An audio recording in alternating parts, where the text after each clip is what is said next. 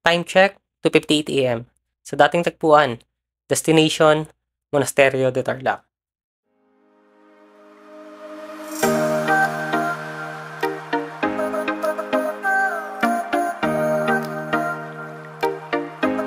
After 2.5 hours at mahigit 50 kilometers ay narating na namin ang boundary ng Pampanga Tarlac. Mas inagahan namin ngayon para hindi din kami gabihin ng uwi. Almost 200 kilometers ang distance ng monastery from San Miguel, Balican. And last time na nag-bike kami dito ay nag-side trip muna kami sa New Clark City.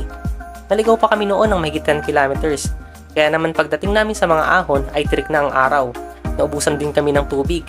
Kaya naman napatulak talaga kami. Nag-ride kami ulit dito para samahan ang tatlo naming kasama na hindi pa nakakapag-bike sa monasteryo. At para bawian na din yung ahon na nilakad namin last time. Banayad lang ang pedal from San Miguel to Capas. Magsisimula lang ang rolling na kalsada pagpasok ng Cuangco Road. Lagpas 30 kilometers din ang distansya nito hanggang sa monasteryo at yung last 2 kilometers paakyat ang medyo challenging na ahunin. Isa ito sa mga long rides na isinet namin in preparation sa Baguio last December. In terms of distance, halos pareho lang sila ng Mount Samat, ganun din sa elevation. Kaya sa mga may plano na mag-Baguio ride, pwede niyong isama ang monasteryo as training route. Nandito kami sa ibaba ng tirik na ahon.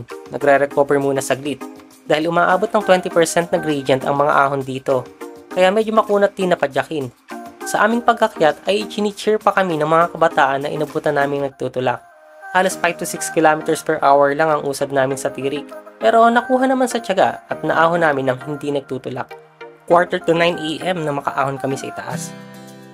Ang Monasterio de Tarlac ay nasa itaas ng Mount Resurrection na parte ng Zambales Mountain Range. Sa itaas nito ay tanaw ang scenic view ng mga bundok ng Tarlac at Zambales, mga lambak at kapatagan. Mayroon din dito na 30-foot statue ng Risen Christ. Ang monasteryo ay binubuo ng ilang chapels na nasa loob ng Eco Sanctuary Complex nito. At isa sa mga chapels na nandito ay nakalagak ang Sacred Relic o ang sinasabing piraso ng True Cross na pinagpakuan kay Jesus Christ. Ito ay nasa isang box at inilagay sa altar.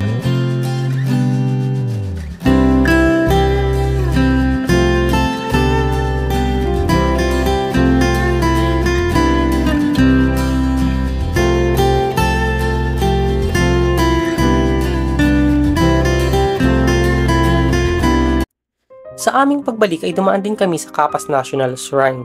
Ito ay tinatag noong 1940 bilang Camp O'Donnell, ang endpoint ng Bataan Death March, at nagsilbing concentration camp ng mga prisoners of war noong World War II. Mahigit 60,000 na mga sundalong Pilipino at Amerikanong tinipon dito, kung saan mahigit 30,000 ang namatay dahil sa gutom, sakit, at pagpapahirap ng mga sundalong Hapon na ang karamihan ay inilibing na lamang sa isang mass grave. Sa gitna ng dambana ay nakatayo ang Peace Monument o obelisk na may 3 bahagi na sumisimbolo sa kapayapaan sa pagitan ng mga Pilipino, Amerikano at mga Hapon.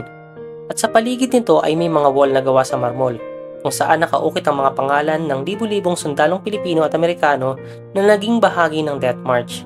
Mga pangalan ng bayaning marahil ay wala nang nakakakilala o nakakaalala pero nag-iwan ng marka, mga sundalong nasawi sa isang madilim na yugto ng ating kasaysayan.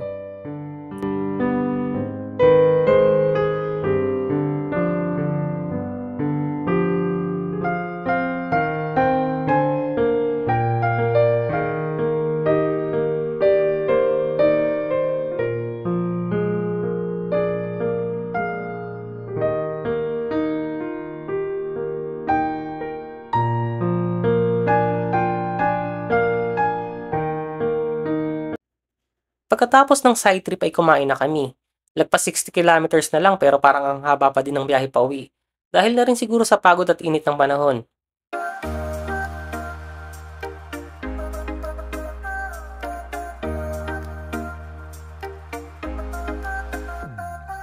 At kagaya ng aming inaasahan, nakauwi naman kami bago lumubog ang araw ng ligtas at walang aberya.